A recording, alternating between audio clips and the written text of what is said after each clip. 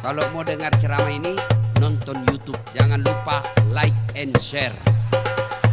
Lebih bagus lagi kasih breaker. Dalam musibah atau wabah seperti ini, doa kita mustajab. Tambah lagi Ramadan, doa kita lebih mustajab lagi. Jadi dua hal yang membuat doa kita mustajab. Di tengah wabah, kemudian masuk bulan suci Ramadan, doa berganda ke mustajaban. Assalamualaikum warahmatullahi wabarakatuh.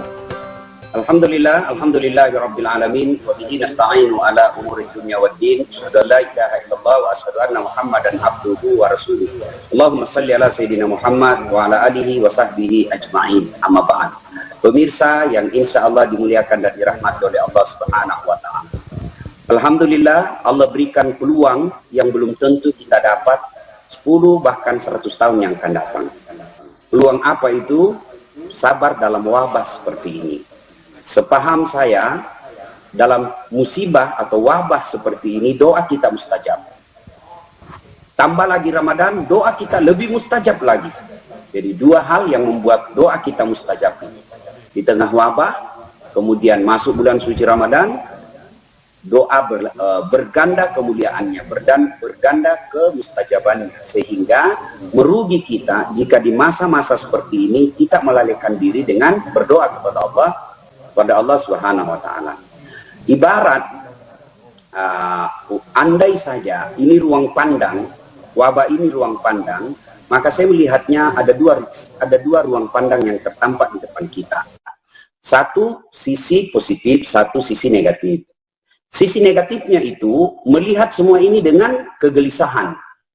Kegelisahan yang saya maksud, dia melihat negatif. Banyak orang meninggal, susah orang keluar rumah, di PHK, kita susah berinteraksi, kemana-mana pakai masker, jaga jarak, nggak bisa nongkrong. Ini semua sisi negatif. Sehingga tidak mengambil faedah dari wabah ini.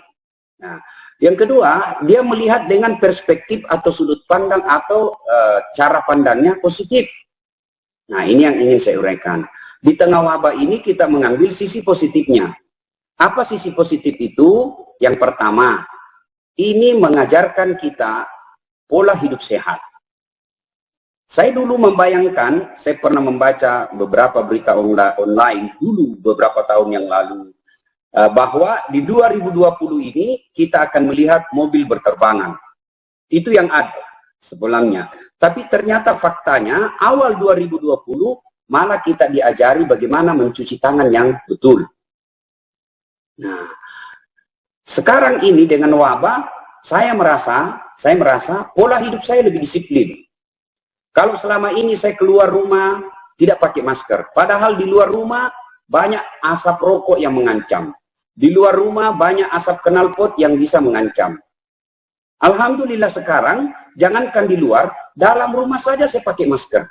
Nah, ya, apa sisi positifnya di masker? Satu, menghilangkan penilaian hidung pesek. Jadi saya pakai masker seperti ini, orang nggak lihat hidung saya yang pesek. Kan? Nah, sisi positifnya banyak sekali. Apalagi ini pertama pola hidup sehat. Dulu saya kadang-kala tidur, menjadi kebiasaan saya tidur antara pukul 1 dini hari, pukul 2 baru tidur. Karena banyaknya konser. Banyaknya habis konser, anggaplah konser ini istilah buat saya dakwah. Sebab kalau kita aja anak-anak milenial bilang, ayo pergi ceramah, apa nak bilang? Dedek ceramah terus, neraka terus. Tapi kalau kita bilang konser, yang ada asosiasi dalam otaknya adalah gembira, senang-senang. Maka saya selalu memakai kata konser. Nah, alhamdulillah. Nah, akhirnya dengan wabah ini sudah tidur. Ya, sebelum jam 9 sudah tidur, lalu bangun jam 2, jam 3 dini hari dan disiplin. Ya. Nah, tidak ada lagi begadang. Nah, begadang ini merusak imunitas kita. Dulu sebenarnya ini Umay Rama sudah dapat beberapa tahun yang lalu. Ketika Umay Rama berkata dalam syairnya, begadang jangan begadang kalau tiada artinya. Begadang boleh saja kalau ada perlunya. Tahajud, duha, tahajud, hajat, ya. Kalau terlalu banyak begadang, muka pucat karena darah berkurang. Bila sering kena angin malam, segala penyakit akan mudah datang. Nah, ini.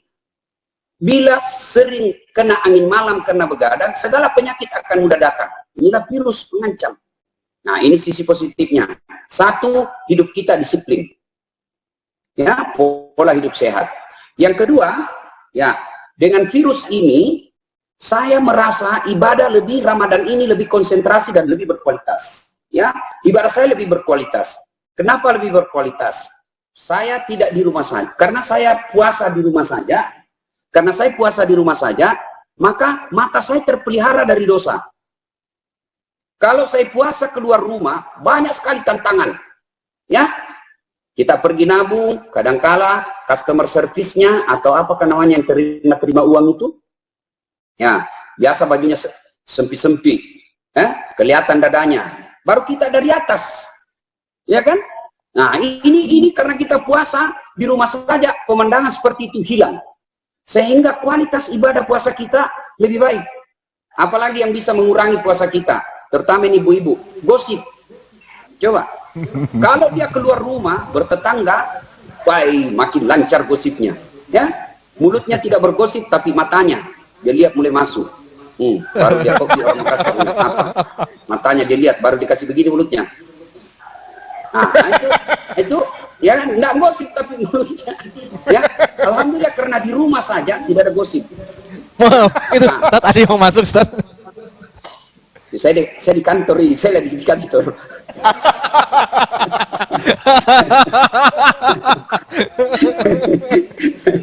Saya lagi di kantor, ya. Kemudian, ya, sisi positif lagi, ibadah lebih berkualitas.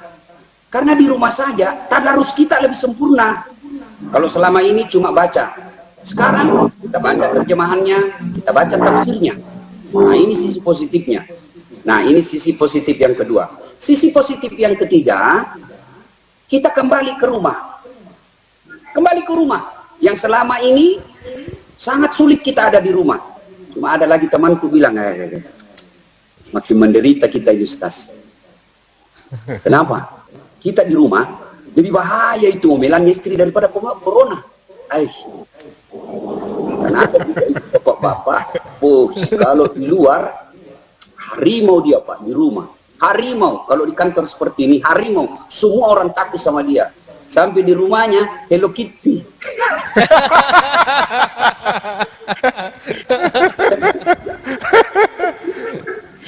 Aduh. Saya banyak terima curhatan. Dia bilang, Ustaz saya menderita ini di rumah.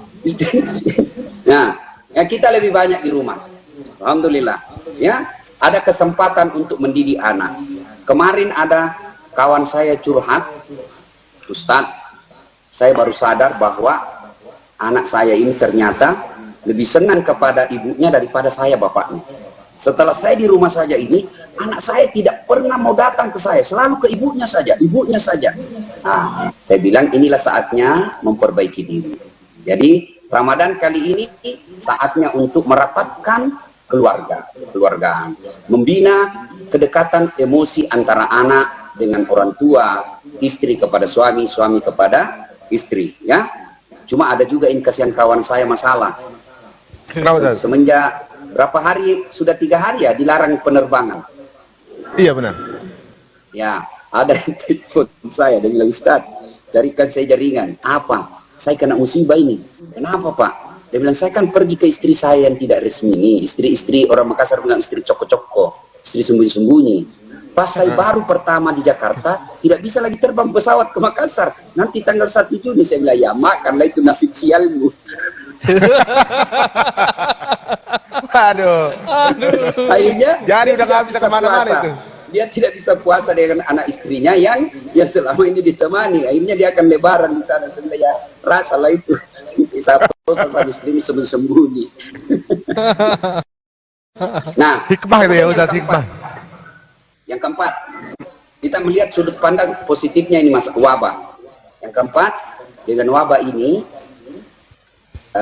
ukhuwah kita semakin merapat, persaudaraan kita, sisi kemanusiaan kita menyatu, terutama kalau kita sekarang ini anak bangsa ya, kita persatuan Indonesia lebih rapat.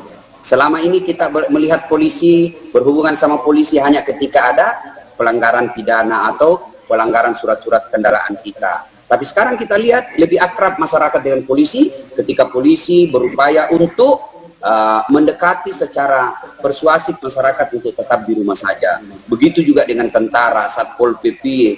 Alhamdulillah ya, kejadian ini seluruh komponen bangsa merapatkan kekuatan, menyatukan kekuatan untuk bersama-sama mencegah penyebaran virus ini. Meskipun saya lihat ada juga orang yang melihat wabah ini, virus ini sebagai peluang bisnis. Mana yang menimbun masker, yang menimbun alat-alat kesehatan, yang menjual mahal obat-obat vitamin. Nah, ini mereka memanfaatkan ini bukan untuk berlomba-lomba mengambil kebaikan-kebaikan, tapi justru memperkaya dirinya di atas penderitaan orang susah. Bisa jadi dia dapat duit banyak, tapi tidak akan mendapat keberkahan dalam hidupnya. Nah, inilah sisi-sisi positif yang apabila kita membawanya dan mengambil ini, maka insya Allah wabah tidak masalah buat kita. Ya, wabah tidak jadi masalah buat kita. Maka ambil selalu sisi positifnya. Nah, wabah ini saya yakin sebagai orang beriman pasti ada akhirnya. Pasti ada akhirnya. Dan Allah tidak akan membebankan beban ini, pasti kita mampu. La yukallifullahu nafsan illa wus'aha. Allah tidak bebankan sesuatu beban kepada hambanya kecuali pasti kita mampu memikulnya. Jadi saya yakin semua kita pasti mampu memikulnya ini. Dan bersamaan dengan itu ketika ada wabah ini Allah pasti kasih resepnya. Allah pasti kasih jalan keluarnya. Ketika Allah berfirman, "Waman yusra." Dulu sebelum saya banyak membaca tafsir, saya memaknai waman yusra itu di balik kesusahan ada beberapa kemudahan. Ternyata bukan di balik. Yang lebih tepatnya adalah bersama kesusahan ada beberapa lebih banyak kemudahan. Karena kalau di balik kesusahan berarti ketika Ibrahim alaihissalam dibakar mestinya hangus dulu baru dia hidup kembali. Tapi karena ini maknanya bersama kesusahan ada kemudahan, Ibrahim alaihissalam dibakar tapi tetap kedinginan. Nah, saudara-saudara sekalian, pertanyaannya, kapan musibah ini berlalu? Menurut saya, tergantung kedisiplinan kita untuk mengikuti sunnatullah. Apa sunnatullahnya? Tentu kaidah-kaidah keilmuan. Kaidah keilmuan mengajarkan kepada kita untuk memutus mata rantai ini, maka kita harus tinggal saja di rumah. Ya, jaga jarak, kemudian pola hidup bersih, pakai masker dan seterusnya. Selama kita tidak disiplin, maka selama ini virus ini akan berkelanjutan dan bisa jadi memakan waktu yang sangat panjang. Tentu kalau waktu virus ini berkepanjangan, kita semua yang akan sulit, kita semua yang akan repot. Nah, berikutnya yang ingin disampaikan, semua ini atas kehendak dan takdir Allah.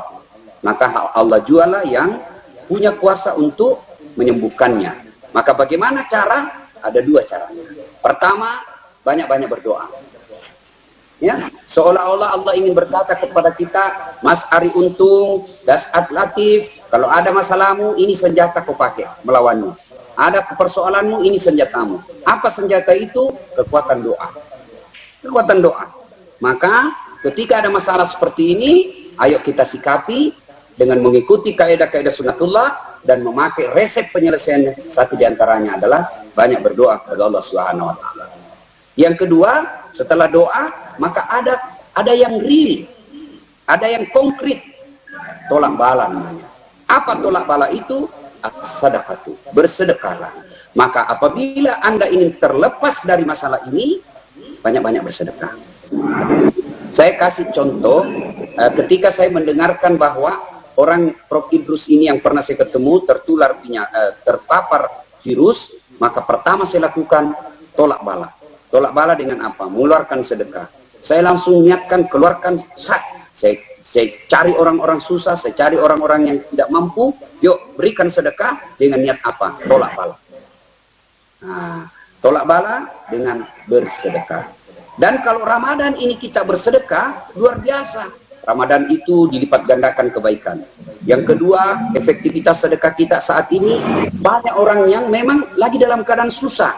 Setelah di PHK, dilarang keluar, kerjanya mungkin selama ini hanya dapat 50 sampai 100 ribu satu hari, sekarang dipaksa untuk tinggal di rumah, tidak dapat apa-apa sama sekali, maka saatnya kita bersedekah. Sangat efektif dan tepat sasaran. Cuma kawan-kawan selebriti, kalau boleh bersedekah, jangan lagi pamer, apalagi sampai di foto orang yang menerima sedekah, lalu kita share di medsos. Ingat, dalam Al-Quran, salah satu syarat diterimanya sedekah adalah memuliakan sang penerima.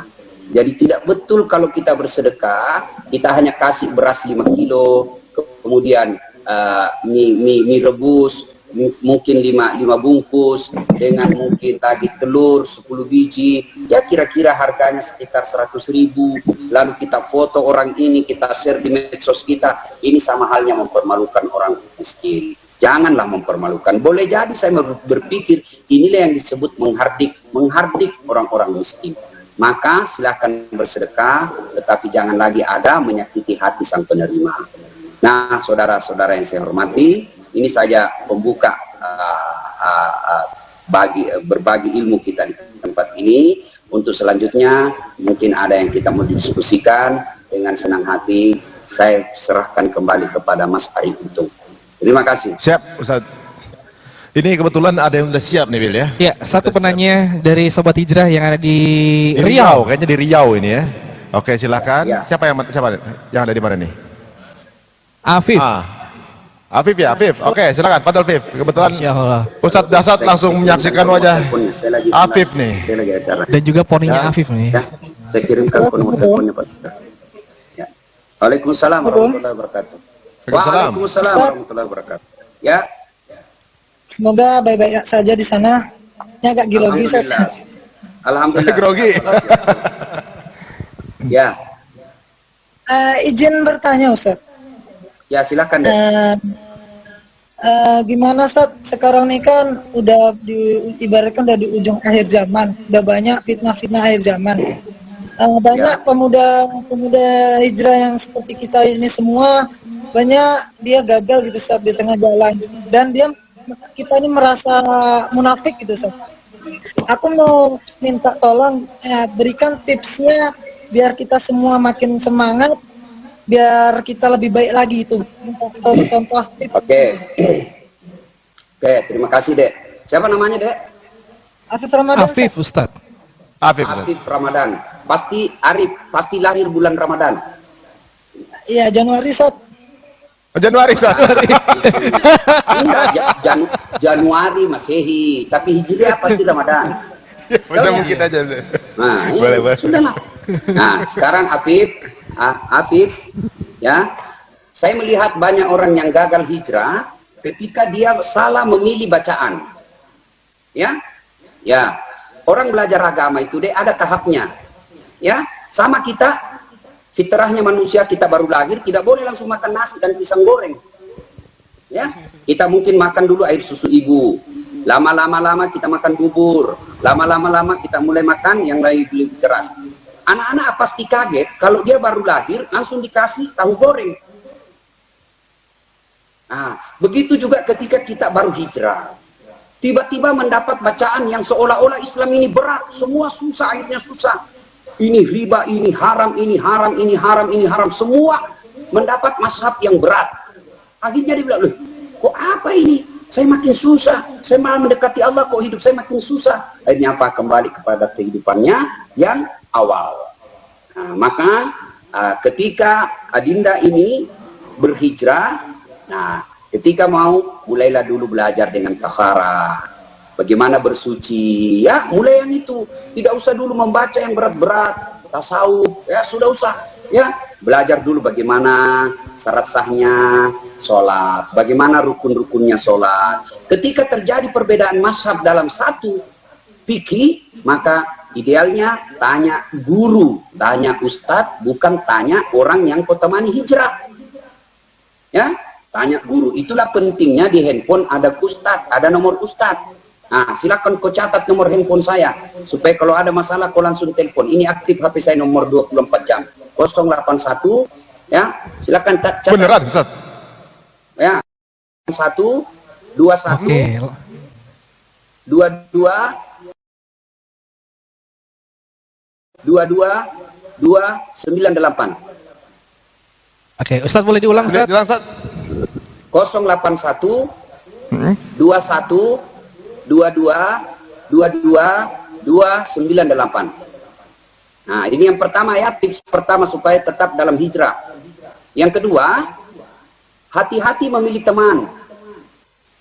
Nah, masih ingat lagunya Opik? Gimana Ustaz? Tombo hati ada 5 perkaranya. Yang pertama baca Quran dan maknanya. Di antara saya sudah saya lupa ingat berarti 2 lupanya, ingatnya cuma 1, lebih banyak lupanya. Ya. Nah, satu di antaranya adalah berteman dengan orang-orang soleh. Nah, ya itu supaya tetap istiqomah, berteman dengan orang-orang soleh. Ya. Kemudian sekian banyak tips untuk tetap istiqomah. Jangan lupa doa. Doa deh, doa. Karena hidayah bukan dari teman, hidayah bukan dari ustadz, hidayah bukan dari bacaan, tapi hidayah itu datang dari Allah. Dan Allah ditemui tidak melalui Facebook doanya. Allah tidak ditemui melalui medsos. Janganlah terbiasa berdoa, ya Allah bimbing dan rahmatilah hamba. Tapi di mana? Di WhatsApp, di status. Sibuk sekali Tuhan mau baca status Marif. Ya? Nah, berdoa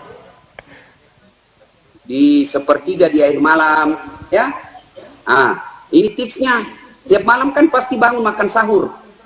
Insya Allah bangun makan sahur kan?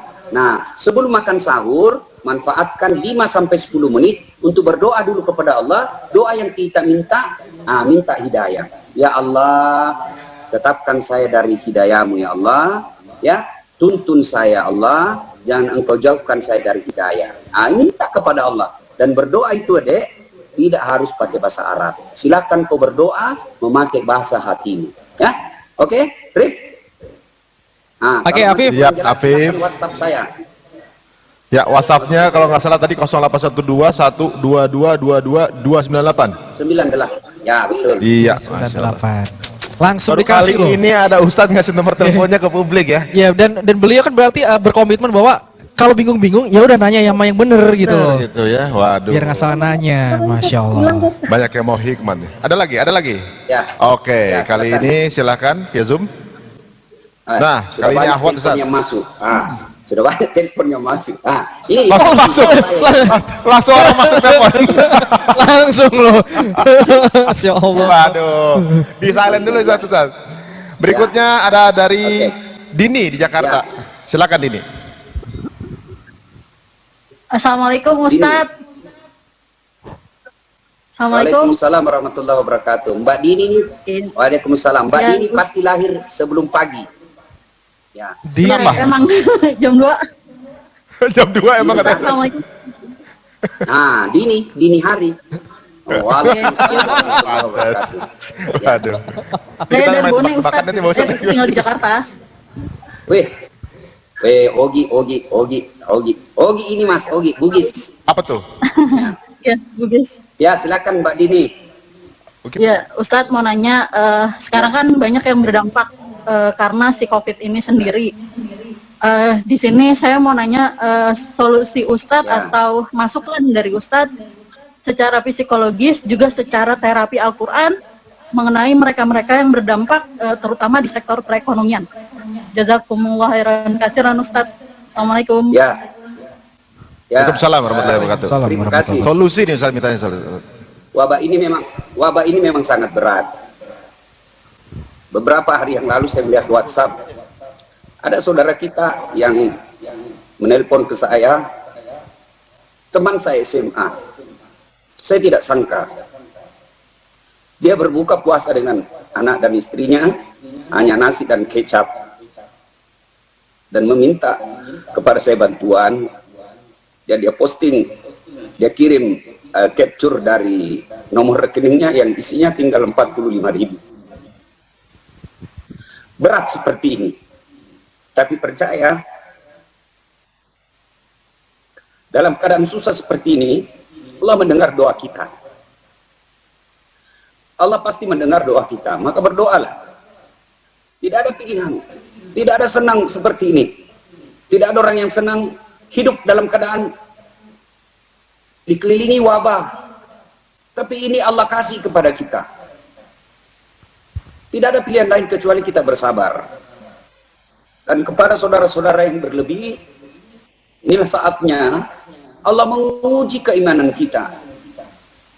Jangan sampai kita termasuk kategori at-takasur yang berlomba-lomba menumpuk-numpuk kemewahan, berlomba-lomba memperkaya diri, lalu membiarkan tetangganya, temannya, kenalannya susah. Ingat, meskipun Anda hitam jidat gara-gara sholat, tahajud tiap malam, tadarrus tiap hari, tapi Anda biarkan orang fakir miskin terdampak, dan kita tahu dan kita mampu untuk membantunya, tapi kita abaikan. Al-Quran mengancam kita. Ara'aital ladzi yukatsibu bid-din. Tahu tidak kamu pendusta agama? Pendusta agama menurut para mufassir, mereka yang syahadat, mereka yang puasa, mereka yang sholat, mereka yang haji, tapi membiarkan fakir miskin terlantar. Saatnya bagi kita orang mampu untuk menolong saudara-saudara kita yang Allah takdirkan menjadi beban buat kita, menjadi ladang amal. Mohon maaf, bukan beban, ladang amal buat kita. Dan percaya saudara, kalau Anda gelisah, Anda cemas dengan wabah ini, terapinya bantu saudara kita yang tidak mampu. Bantu, insya Allah Allah akan melindungi kita dari wabah ini. Ya, terapi Al-Quran, baca surah Al-Baqarah tiap hari, baca surah Al-Baqarah. Lalu yang ketiga, supaya tenang perasaan kita, ibu, sangka baik. Jangan pernah sangka buruk. Ya Allah, kenapa saya harus hidup di zaman ini?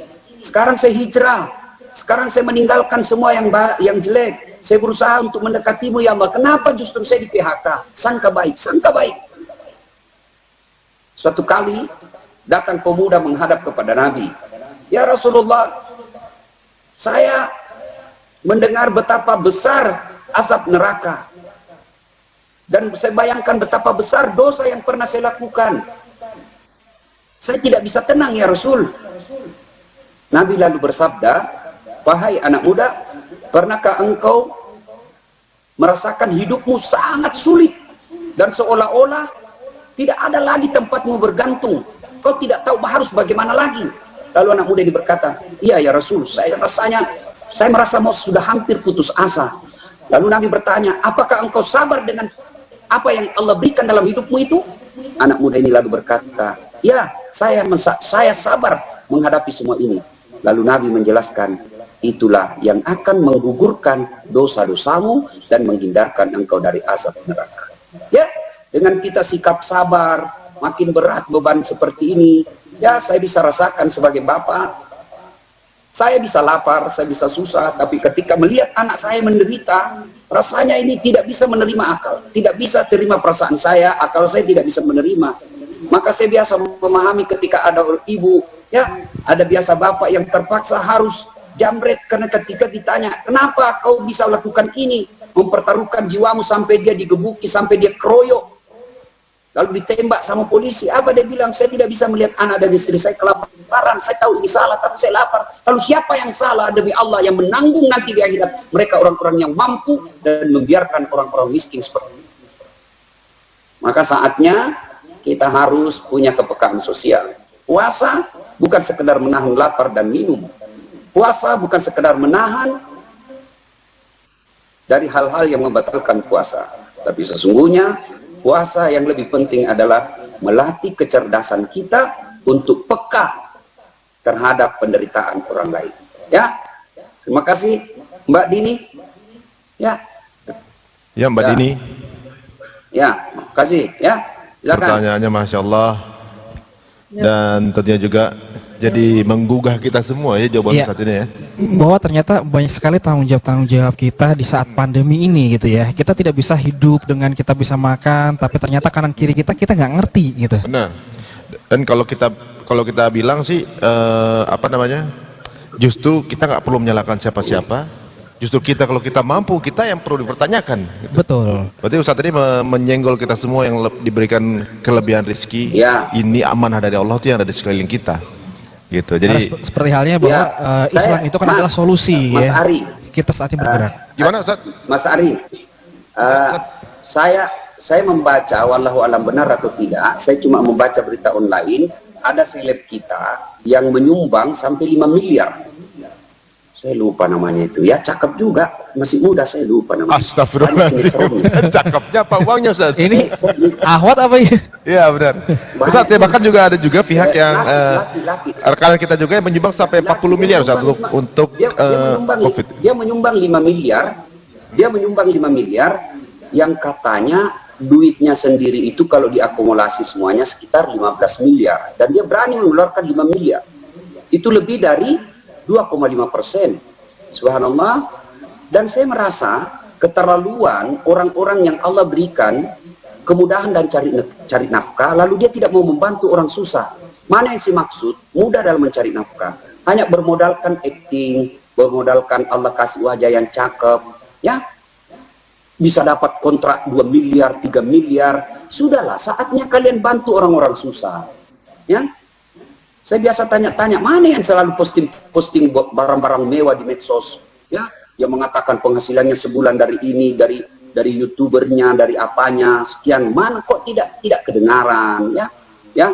Mudah-mudahan ini menjadi senggolan buat kita semua untuk menjadikan orang-orang yang menjadi orang-orang yang kurang mampu menjadi tanggung jawab kita bersama. Mudah-mudahan acara ini saya lihat ada infak jihad media.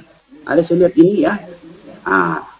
Cuma kalau bisa kata jihad ini biasa alergi ini orang memakainya, infak dakwah. Ini bagus juga kalau begini. Kalau biasa kata jihad ini biasa orang selalu identik dengan perang. Jihad ini terutama ini Islam. Ya, terutama ini Islam yang liberal, ketika dia dengar jihad, selalu negatif pikirannya. Ya, radikal. Benar. Ya. Oke. Mohon maaf kalau berbeda pendapat. Mohon maaf. Ya. Ya. Ustadz, sepertinya karena mungkin mendekati sholat asar, kita mungkin akan mohon kepada Ustadz mungkin memberikan kita doa juga nasihat penutup Ustadz untuk kami semua Ustadz di Ramadan kali ini. Terima kasih atas waktu yang diberikan kepada saya. Mari menjadikan wabah ini untuk lebih mendekatkan diri kepada Allah, meningkatkan kecerdasan spiritual dengan meningkatkan tadarus kita, sholat lail kita, saum kita. Tapi yang lebih penting itu output dari semua ibadah-ibadah ini memperbaiki hubungan kita kepada hablum minan nas, ya. Jadi hablum minallahnya baik di Ramadan, tapi outputnya lebih penting khairun nas anfa'uhum linnas. Jadi setelah kita cerdas secara spiritual, juga kita matang secara kehidupan sosial masyarakat. Mari kita berdoa, kita awali dengan mengirimkan suratul Fatihah kepada Rasulullah Muhammad SAW. Khasiat dan keutamaannya kita ikhlaskan kepada saudara-saudara kita, ya, kaum muslimin muslimat yang wafat karena virus corona ini. Al-Fatihah.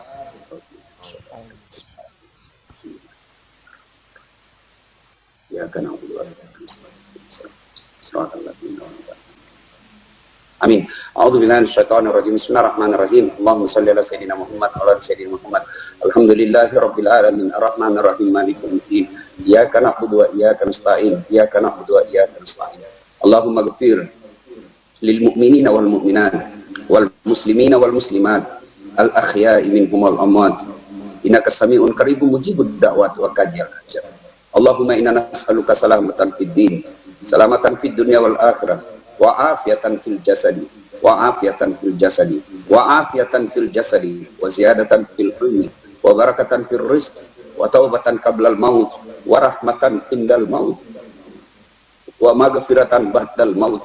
Allahumma hawwin alaina fi sakaratil maut wa najatan minan nari wal afwa indal hisab. Rabbana la tuzigh qulubana ba'da idh hadaitana wa hab lana min ladunka rahmah innaka antal wahhab. Ya Allah, kami sadar banyak dosa dan maksiat. Kami seolah selalu tampil kami bersih dan suci, tapi sesungguhnya kami kotor di hadapan-Mu ya Allah. Tiap harinya Engkau menutupi aib dan kebusukan-kebusukan kami, sehingga kami nampak orang suci di hadapan-Mu ya Allah. Walau demikian ya Allah, jangan Engkau tutup pintu doa-Mu, jangan Engkau tutup pintu rahmat-Mu. Ampuni dosa dan kesalahan kami ya Allah. Ya Allah ya Rabbi ya Karim, jangan karena dosa yang kami lakukan sehingga menutup pintu doa-Mu ya Allah. Kami datang menghadap kepadamu ya Allah, sesuai janjimu ya Allah. Ud'uni astajib lakum, berdoaku kepadaku pasti saya kabulkan. Maka kami datang berdoa kepadamu ya Allah. Ya Allah, Zat yang Maha melindungi, lindungi kami ya Allah, lindungi ibu bapak kami dari penularan ini ya Allah. Orang tua kami sangat rentan karena usianya sangat rentan tertular virus ini ya Allah. Lindungi ibu bapak kami ya Allah, lindungi anak istri kami ya Allah, lindungi keluarga kami ya Allah, lindungi kaum muslimin dan muslimat ya Allah, dan lindungi bangsa kami. Hilangkanlah virus ini sesegera mungkin ya Allah. Kami rindu bertablik ya Allah, kami rindu bersilaturahmi ya Allah, kami rindu berjamaah di masjid ya Allah. Oleh karena itu ya Allah, dengarkan dan kabulkan doa kami. Rabbana la tuzigh qulubana ba'da idh hadaitana wa hab lana min ladunka rahmah innaka antal wahhab. Rabbana atina fid dunya hasanah wa fil akhirati hasanah wa qina adzabannar. Subhana rabbika rabbil izzati amma yasifun. Wassalamualaikum warahmatullahi wabarakatuh. Walhamdulillahi rabbil alamin.